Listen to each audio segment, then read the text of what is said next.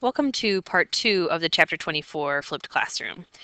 In this part of the Flipped Classroom, we are going to go over how Europe went through a centralization of states, and you start to see countries displaying a lot more power through their central government.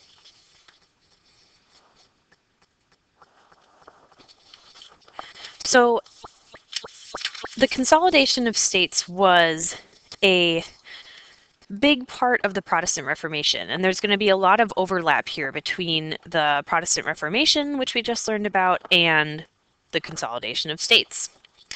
The religious competition that was at the heart of the Reformation was the way that these two are connected. One state, unfortunately, that was unable to centralize at this time is the Holy Roman Empire. Charles V tried to centralize it, that's this guy over here, but he was never able to. That's probably why he looks so sad. States that were able to centralize, however, were England under Henry VIII, France under Louis XI, and Fernando and Isabel, or Ferdinand and Isabella of Spain. The things that were used for innovation were financial innovation. So new taxes. People taxed lots of different stuff. For example, how many chimneys you had, or how many windows were on your house, could be sources of taxes. Your farmland, etc. They used this tax money to form standing armies, which, guess what, allowed them to fuel a lot of conflict caused by the Protestant Reformation. They also used all of this money to create larger bureaucracies. And they became much more powerful than their medieval predecessors with codes as well, law codes. Not surprisingly, these states often tested each other militarily. Sometimes, as with what we just looked at in the 30 Years' War, the results were devastating. Like I said, the largest percentage of European population left, or excuse me, killed during this time period. But there were upsides to these conflicts, if you could call them that. For example, the Peace of Westphalia, like we talked about, introduced the notion that different states were sovereign and equal, with the right to run their own domestic affairs. So you couldn't just, for example, as a Protestant prince in Germany, invade a Catholic part of France. Or similarly, as a Catholic in Spain, you couldn't invade like a Protestant Calvinist part of France. Or, for example, if the Spanish also controlled parts of the Netherlands, you couldn't invade a German state just because you wanted to. Another war that we've already mentioned is the 7 Years' War. This was the first truly global war. It involved all of the main parties in Europe. However, it was fought across many different continents. Nevertheless, the European notion of the balance of power ensured that no country grew powerful enough to dominate its neighbors.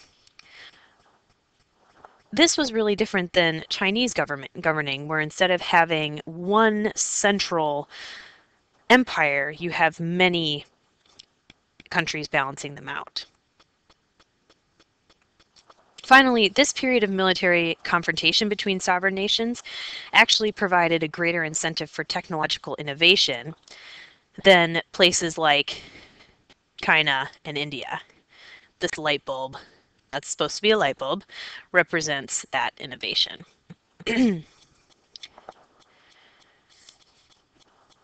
So here are some examples of powerful monarchs. Here we have Elizabeth and the Spanish Armada. And we also have the Spanish Inquisition. So this is the perfect combo of the Protestant Reformation and the consolidation of power. The Spanish Inquisition was founded by Fernando and Isabella in 1478, and it was the search not only in Spain, but also in places like the Netherlands, which Spain also had control of, for Christians and Jews and Muslims, and later a search for Protestants. This spread to the Spanish holdings even in the Western Hemisphere, so in the Americas. And these Protestants, Jews and Christians and Muslims were forced to confess and then would face imprisonment or execution. And it was known to be an incredibly brutal time. This really intimidated nobles, and it also forced the flight of a lot of intellectuals from Spain.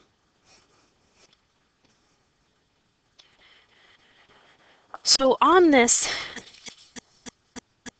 quest for consolidation of power, there are two distinct paths.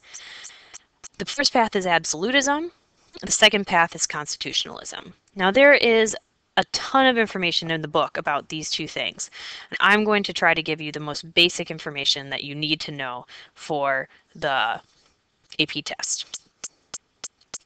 In France, after the chaos of the civil religious wars of the last half of the 16th century, recovery was absolutist in the 17th century. Louis XIV ruled from his magnificent palace of Versailles, which is an example of monumental architecture, with few political, legal, or social, or religious obstacles to his authority. Most European leaders tried with varying degrees of success to copy this absolutism. This type of absolutism was based on a religious principle known as divine right. In divine right, a king is subject to the authority, or is beholden to God, not to their subjects. So other rulers that tried to be absolutist were Peter the Great in Russia and Catherine II, or Catherine the Great, who also tried to be absolutist in practice, but also offered a little bit of representation with what are called the Dumas. The other absolutist state was Spain. So in an absolutist state, you have complete hereditary power, no elections, and no representation. The other political path is constitutionalism. England and the Netherlands followed this approach. The Netherlands, of course, had to get free of Spain first, which they did with a very bloody civil war. England also experienced a civil war where they kind of swung like a pendulum from being super duper conservative with an absolute ruler to being completely constitutionalist, and then back into the middle where they had the Glorious Revolution with a monarch. So in a constitutional government, you have a roll of rule and written laws, like the Magna Carta in England. You have limited election for the people, like the Lords in England. And you have checks and balances between the king and, for example, Parliament. Both of these governments were constitutional monarchies, so they still had a monarch. The main thing to think of here is this idea of limited. Power is limited. Here is William of Orange, and there is the Netherlands. Here is Louis XIV and Peter the Great of Russia. And as you can see, there are definitely some parallels in what they are wearing / doing. Louis XIV is wearing heels. Catherine de' Medici was the first woman, well, she's thought to be the first woman, who brought heels to France. And on this beautiful cape that he's wearing is the fleur de lis, one of the symbols of France. You can see his opulence here. I doubt he's going to use that sword anytime soon. Peter, on the other hand, looks a little bit more ready to use his sword. Here we have the Palace of Versailles. This, by the way, is how you spell Versailles. The gardens are influenced by the Enlightenment. There were hundreds of fountains surrounding what, before Louis got a hold of it, was kind of a modest hunting shack.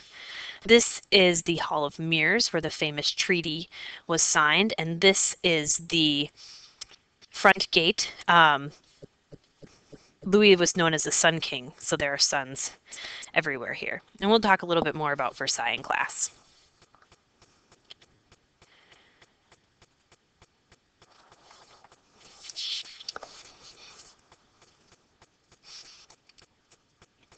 The last part of this PowerPoint is very briefly going to summarize early capitalist society.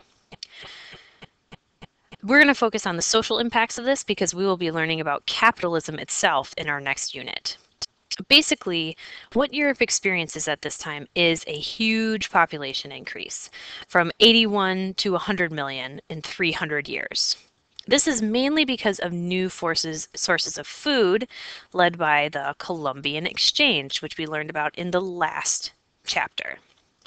Because of this, because of this great amount of people, people started to move to the cities.